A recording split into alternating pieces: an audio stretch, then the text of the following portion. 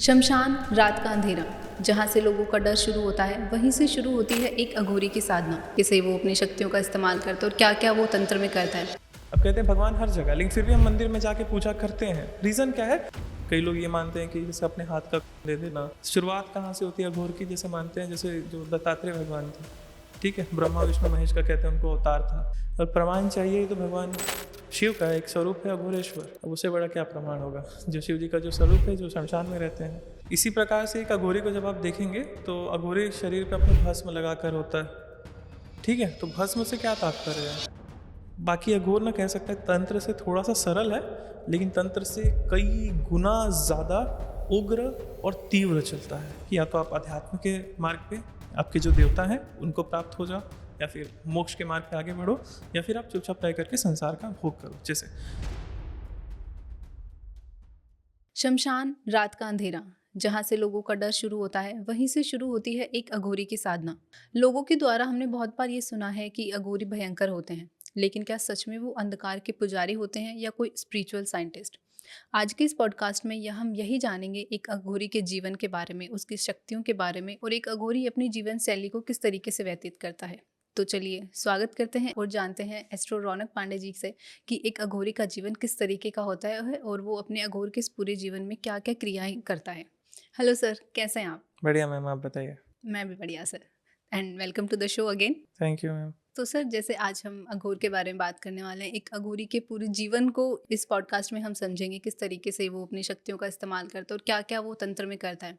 तो सर, सबसे पहले ये जानना चाहेंगे कि तंत्र में अघोर का असली मीनिंग क्या है, अर्थ क्या है एक्चुअली, अगर समझना चाहे तो कोई इंसान। कह सकते हैं अघोर जो है तंत्र विद्या की सबसे उच्चतम श्रेणी की विद्या है, या फिर थोड़ी सी डिफरेंट है तंत्र से, लेकिन पूरा पूरा डिफरेंट नहीं है, ठीक है। यही कहना उचित है कि तंत्र विद्या की सबसे उच्चतम जो विद्या है, एंड, वो होती है अघोर विद्या, ठीक है। कई प्रकार से इसकी दीक्षा होती है, कई गुरु हैं भारत में जो इसकी दीक्षा देते हैं।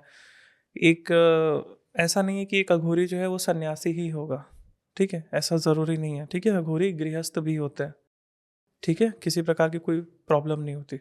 अघोर का जैसे शब्द देखेंगे, घोर मतलब होता है घोर, डार्कनेस, ठीक है। अघोर जो डार्क नहीं है, ठीक है। और भगवान शिव का भी जैसे एक नाम है अघोरेश्वर, तो ठीक है, तो वहाँ से शब्द आता है अघोर।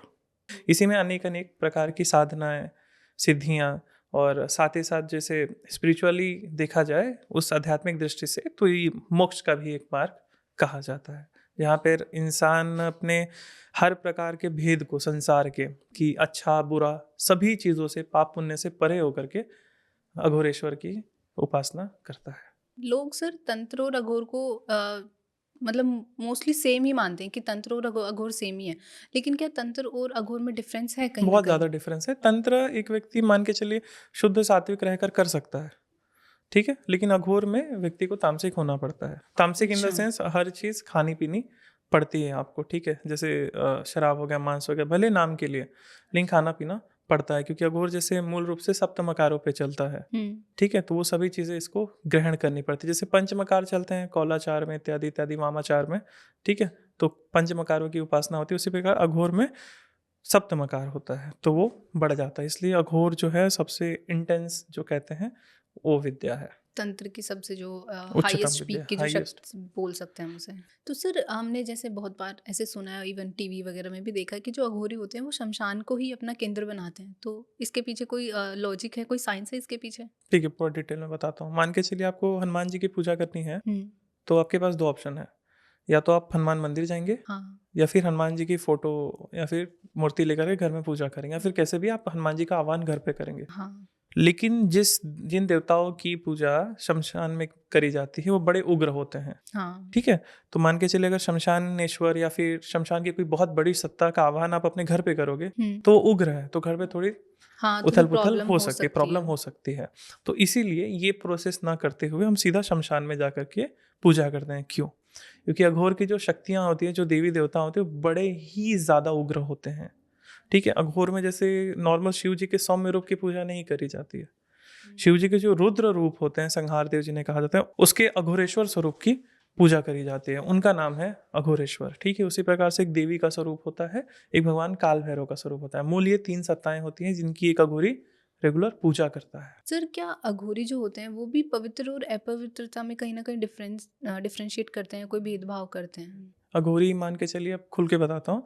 जैसे पंचमकार में क्या होता है, मद्य, शराब, मांस, हम्म। मीन, मछली। एक होता है मुद्रा। जैसे मुद्रा के ना अलग अलग सेंस है, अलग अलग कॉन्टेक्स्ट में। जैसे हाथों की जो मुद्रा कहते हैं, धन कहते हैं, इसे भी मुद्रा कहते हैं। एक होता है मैथुन। मैथुन इन द सेंस अंतिम जो धातु है आपका, पुरुष या स्त्री का, उसका मंथन हो, या वो बाहर निकले या फिर वो अंदर कुंडलिनी के रूप में जो कहते हैं वो ऊपर की ओर बढ़े। तो ठीक है, तो नॉर्मली जो इसको वही प्राणायाम के थ्रू उस क्रिया को मैथुन कहते हैं। ठीक है, तो ये मैथुन हो गया। इसी प्रकार से जो अघोर में होता है उसमें मल और मूत्र दोनों बढ़ जाता है। अच्छा। जो अघोरी होता है, कई गुरु जो इसी प्रकार से दीक्षा देते हैं, और यही सबसे सही तरीका भी है। मल मूत्र भी जो साधक है उसको खिलाया जाता है। अच्छा। ठीक है, स्वयं का वो खाता है पीता है, तब जाकर के वो एक पूरा अघोरी बनता है। ठीक है, और यही जो प्रक्रिया है सबसे सॉलिड, सबसे स्ट्रांग होती है। रीज़न क्या है? हम्म। मान के चलिए, जैसे शंकराचार्य की स्टोरी आती है कि एक बार काशी में वो भ्रमण कर रहे थे अपने शिष्यों के साथ। तो शंकराचार्य के सामने, जैसे वो कहते थे कि जगतम मिथ्या ब्रह्म सत्यम जीव ब्रह्म नापरा, मतलब जगत मिथ्या है, ब्रह्म सत्य है, जीव और ब्रह्म में कोई भेद नहीं है। मतलब हम अच्छा। में और ब्रह्म में, परमात्मा में, शिव में कोई भेद नहीं है। ठीक है, और अहम ब्रह्मास्मि जो टर्म आता है कि मतलब मैं ही ब्रह्म ब्रह्मा। हूँ। ठीक है, हम सभी, मैं से मतलब मैं बोल रहा हूँ, आप बोल रहे हैं, सभी। तो हम सभी कह सकते हैं भगवान शिव के ही अंश बोले या फिर वही है। ठीक है, मतलब कोई भेद नहीं है, पूरा संसार ब्रह्म है। ठीक है, कुछ भी शेष नहीं है। तो फिर उस चंडाल ने भगवान शंकराचार्य का रास्ता रोका। सभी जानते हैं ये स्टोरी, फिर भी मैं रिपीट कर रहा हूँ कुछ और समझाने के लिए। फिर जब शंकराचार्य का रास्ता उन्होंने रोका तो ये बोले कि तुम हमारे रास्ते से हट जाओ। हम्म। बोले क्यों? बोले तुम्हारे बॉडी से स्मेल आ रही है, ये हो रहा है, वो हो रहा है, तुम शराब पी करके हो, तुम गंदे हो। इस प्रकार से उनके शिष्यों ने जवाब दिया शंकराचार्य के, बोले तुम हट जाओ। तब वो जो चंडाल थे उन्होंने तुरंत जवाब दिया कि आप किसको हटने को बोल रहे हो? आप कह रहे हैं कि पूरा ब्रह्मांड शिव है, हम्म। तो आप मुझे हटने, शरीर को हटने को बोल रहे हो कि शिव को हटने को बोल रहे हो?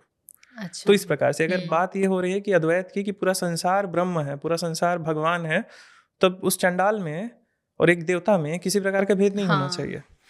एक अनार के जूस में और शराब में किसी प्रकार का भेद नहीं होना चाहिए। अच्छा।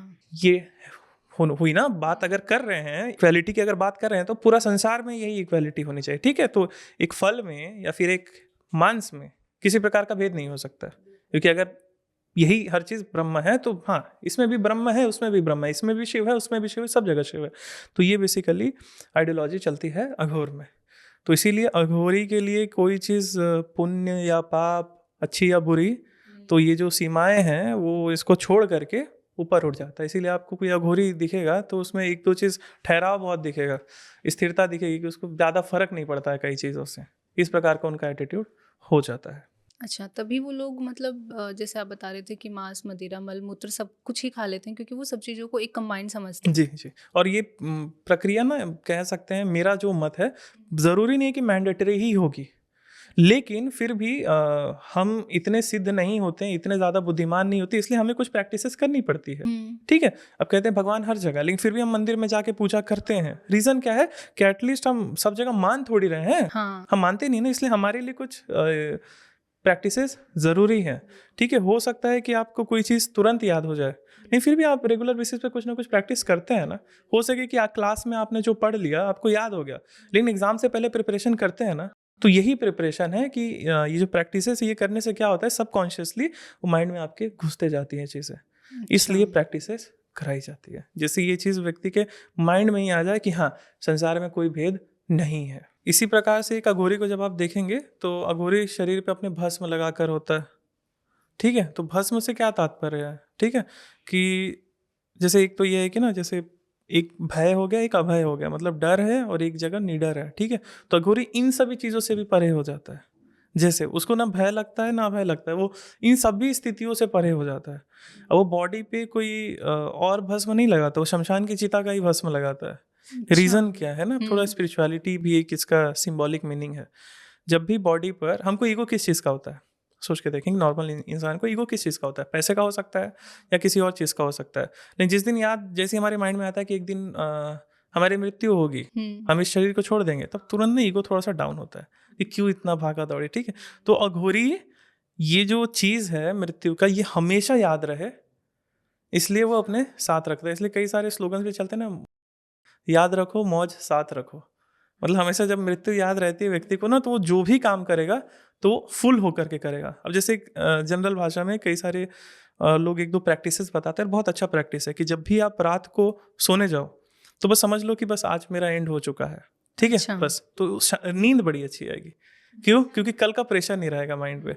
और जब अगले दिन सुबह उठो तो सोचो कि भगवान ने आज का दिन दिया है और ये मेरा आज का आखिरी दिन होगा। बिल्कुल। तो हर दिन आखिरी दिन की तरह जीना चाहिए, तो एक व्यक्ति अपना फुलफिल लाइफ जी पाता है। कहते हैं ना, living life to its fullest. तो एक पूरा पूरा व्यक्ति अपना जीवन व्यतीत करता है। उसी प्रकार से एक अघोरी जो है अपने शरीर पे जब भस्म लगाता है, उस भस्म से मंजन करता है, उस भस्म से पूरे अपने बॉडी पे लगाता है, फेस पे पूरा ढक जाता है, तो क्या ही देखता है उसके शरीर पे भस्म, अब उसको क्या चीज़ का ईगो होगा। और एक दो चीज़ बताता हूँ इसी में।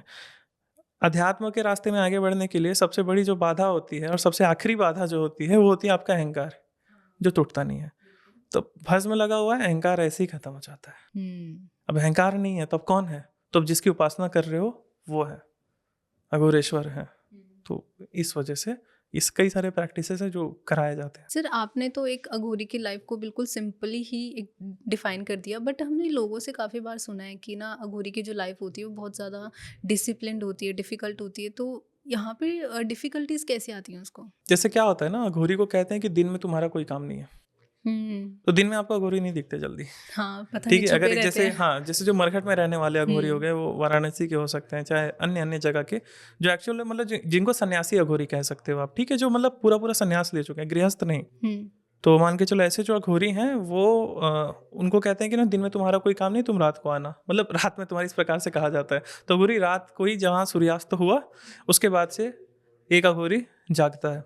अब उसके बाद वो अपना काम करना शुरू करता है। काम इन द सेंस अपना जो भी पूजा पाठ है। वैसे पूजा पाठ अघोर की थोड़ी सरल होती है, लेकिन नियम भी बड़े कम होते हैं, लेकिन फिर भी ना कुछ जो गलतियां हैं ना वो अवॉइड करनी चाहिए। बहुत बारीक बारीक सी होती है, वो डिस्क्लोज नहीं कर सकते, लेकिन फिर भी बाकी अघोर ना कह सकते हैं तंत्र से थोड़ा सा सरल है, लेकिन तंत्र से कई गुना ज़्यादा उग्र और तीव्र चलता है। अच्छा। इंटेंस है, बहुत ज़्यादा इंटेंस है। इसके हम्म। लिए अगर कोई साधक अघोर की साधना में सफलता चाहता है तो उसके लिए सबसे पहला जो नियम होता है हम्म। वो नियम होता है कि गुरु पर विश्वास। और मेरा मत कहें विश्वास नहीं, अंधविश्वास। अच्छा। गुरु बोल दे कि ये चीज़ ऐसे होगी मतलब होगी, बस बात खत्म। तब जाकर के ना वो एक अच्छा अघोरी बन सकता है। कोई तर्क वितर्क नहीं करना। कोई तर्क वितर्क, गुरु ने बोल दिया ऐसा, क्योंकि अगर तर्क वितर्क करना ही है तो आप भटकते ही रह जाओगे। आप जब सब चीज़ जांच पड़ताल करके हर जगह भटक कर ही तो एक गुरु के पास गए हो, तो इसलिए सबसे पहला नियम है कि गुरु का ये होता है, बिना गुरु के कुछ भी नहीं। सर, अघोरी का जो मेन पर्पस होता है वो क्या होता है फिर? मतलब मोक्ष प्राप्त करना होता है या फिर एक ईगो को खत्म करना होता है? देखिए, मोक्ष प्राप्त करना और ईगो को खत्म करना दोनों एक ही चीज़ होगी। ईगो खत्म होगा तो मोक्ष प्राप्त हो जाएगा, ठीक है। अच्छा। लेकिन अब यहाँ पे दो मत आते हैं, दो ऑप्शंस होते हैं। पहला कि आप सिद्धियाँ हासिल कर लो और संसार का सुख भोगो। दूसरा, आप स्पिरिचुअली आगे बढ़ो, ठीक है। मतलब दो ही ऑप्शन है कि या तो आप अध्यात्म के मार्ग पे, आपके जो देवता हैं उनको प्राप्त हो जाओ, या फिर मोक्ष के मार्ग पे आगे बढ़ो, या फिर आप चुपचाप रह करके संसार का भोग करो। जैसे आप देवताओं की उपासना करोगे, शमशान की शक्तियों को सिद्ध करोगे, या फिर अघोर की शक्तियों को सिद्ध करोगे, तो आपको सिद्धियाँ प्राप्त होगी। सिद्धियों से क्या होगा, आप संसार में अपना एक सुखी जीवन व्यतीत कर पाओगे। ये दोनों ही ऑप्शन होते हैं। सर, लोग ऐसे कहते हैं कि जो अघोरी होते हैं वो नेगेटिव एंटिटीज या नेगेटिव एनर्जीज को अट्रैक्ट करते हैं या उन्हीं के ऊपर ज़्यादातर काम करते हैं, तो क्या ये सच है? अभी तो जैसे थोड़ी देर पहले हमने बात करा कि अघोरी के लिए पाप पुण्य बराबर होता है सब। ऊपर नीचे सब बराबर है, तो इसलिए वो पहली बात भेद नहीं करता है। लेकिन फिर भी अगर मतलब अघोरी की दृष्टि से ना देखते हुए एक नॉर्मल जनमानस की दृष्टि से देखें तो क्या ये बात सत्य है? थोड़ा सत्य है, थोड़ा सा झूठ है। क्या क्या? मान लीजिए एक अघोरी जैसे जिस देवताओं की पूजा करता है ना, वही इतने ज़्यादा बलवान होते हैं, इतना जो उग्र स्वरूप होता है उनका, ठीक है। तो पहला बात कि उसको ना कोई और शक्ति की साधना ना भी करे तो भी उसका काम हो जाता है। लेकिन फिर भी कई लोग साधना करते हैं। जैसे अघोरी साधना में सबसे उच्चतम जो साधना करी जाती है, शमशानी साधना में, चाहे घोर की साधना में, उसको कहते हैं शव साधना, ठीक है। तो उतना तक जाने का ज़रूरत नहीं पड़ता है बेसिकली देखा जाए तो। मतलब सेफेस्ट तरीका है ना, क्यों करना, क्या मिल जाएगा आपको एट द एंड? प्रेत ही तो सिद्ध होगा उसका, जो भी है, अब उसके आगे का जो भी कराना है वो कराएंगे। बात करने के लिए स्टोरी के माध्यम से ये चीज़ें बहुत फैसिनेट करती है, लेकिन कह सकते हैं वास्तविक जीवन में कोई इसका लाभ नहीं मिल पाता है विशेष रूप से, ठीक है। उससे भी सरल सरल चीज़ें जहाँ से काम हो जाता है।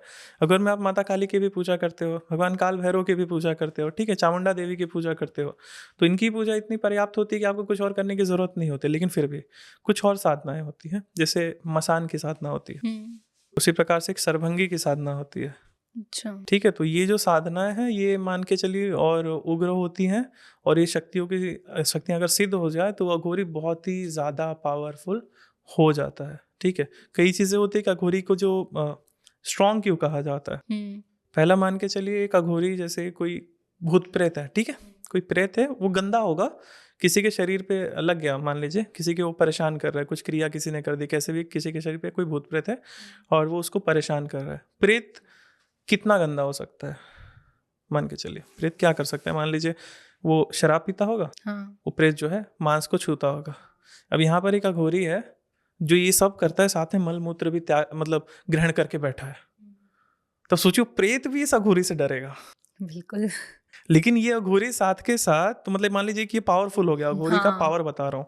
साथ के साथ वो अघोरी देवताओं की पूजा पाठ भी कर रहा है। तो एक जो पॉजिटिविटी कहते हैं जिसको हम हाँ। नॉर्मल भाषा में, तो एक उसके साथ वो भी जुड़ी हुई है। तो इस वजह से अघोरी हर तरह से बहुत ही ज़्यादा पावरफुल होता है।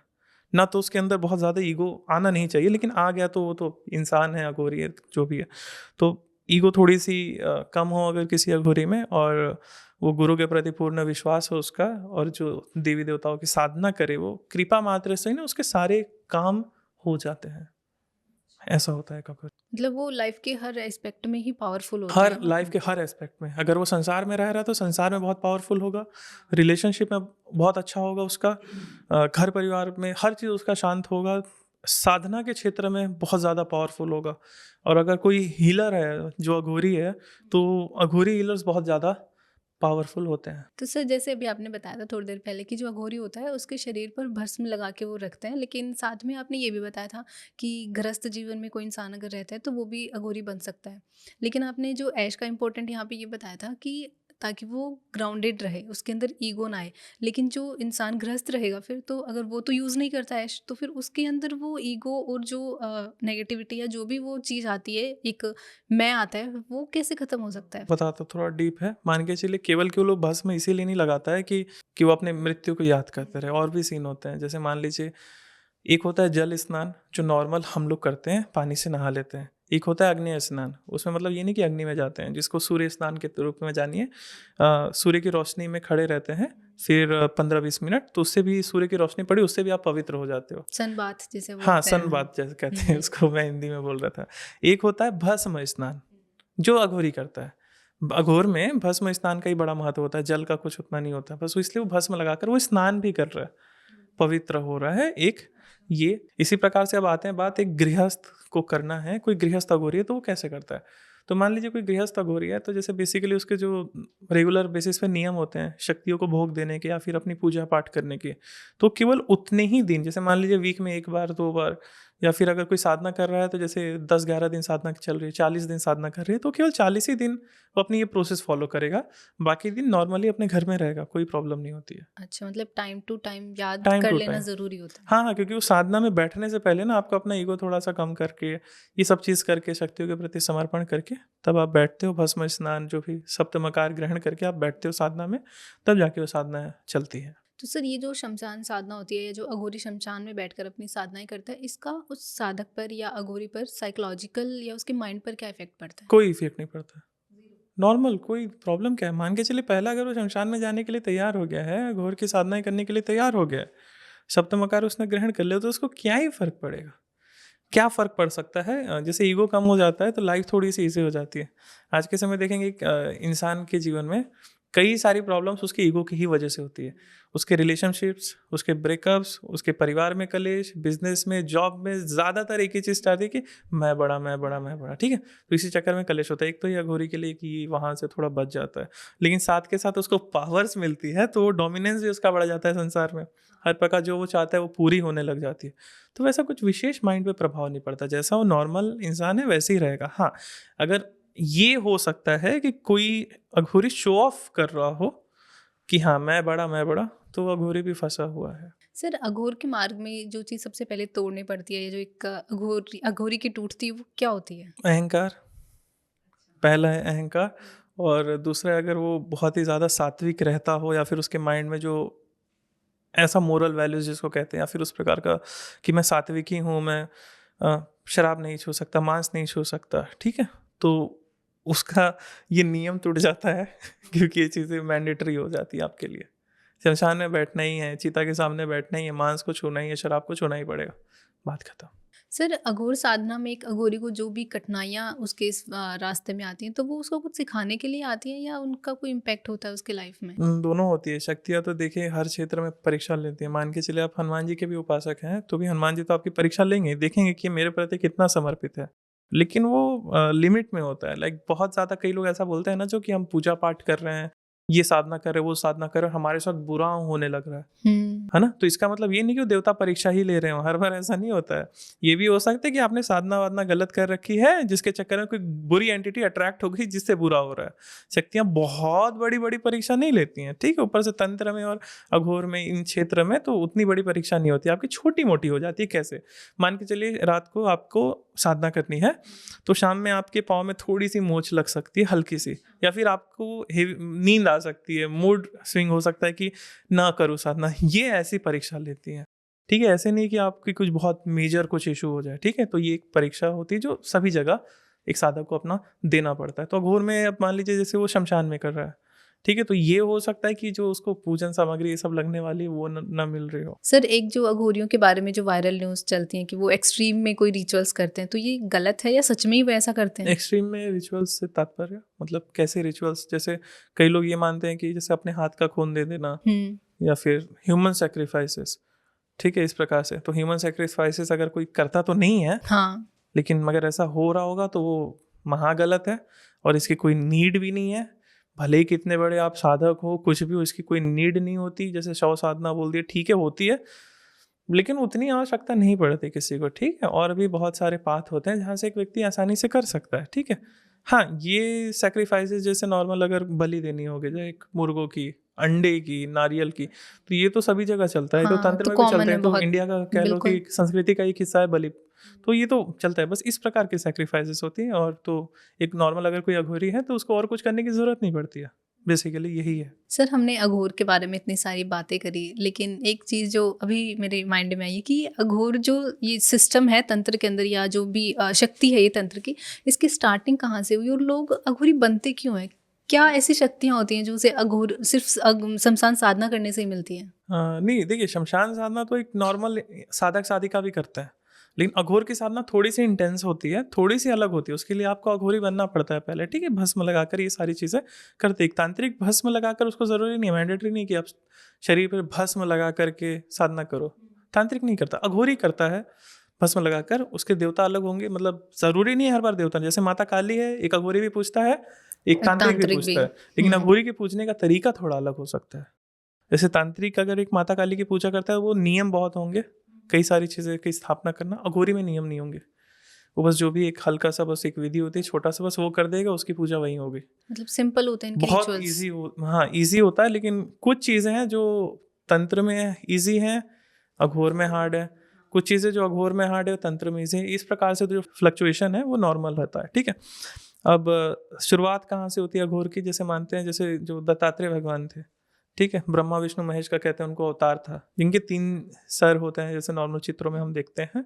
महाराष्ट्र के, कर्नाटक के इन भागों में, साउथ इंडिया में इनका बड़ा ही प्रचलन है, और नाथ संप्रदाय में भी, ठीक है?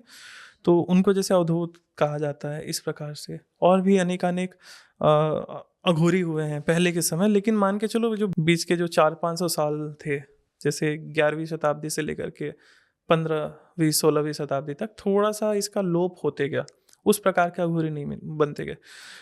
एक गंगाराम अघोरी थे, वो बड़े ही प्रचलित थे, जिन्होंने अघोर को आगे बढ़ाया था। फिर एक जो अघोरी हुए, बाबा कीनाराम अघोरी, जिनको कीनाराम अघोरी बोलते हैं। बनारस में उनका मठ भी है आज, ठीक है? उसको अघोर आश्रम कहते हैं, आज भी है, ठीक है? बनारस में दुर्गा कुंड के पास वो अघोर मठ है।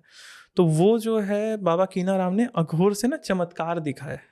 जैसे? जैसे जिस प्रकार से तांत्रिक का कहते हैं ना कि चमत्कारी दिखाता है, कि जैसे सांप को रस्सी रस्सी को सांप बना देना, इस प्रकार के चमत्कार, पेपर को नोट बना देना, या फिर और बड़े बड़े चमत्कार, जैसे किसी का कोई बीमारी ठीक कर दिया, अच्छा।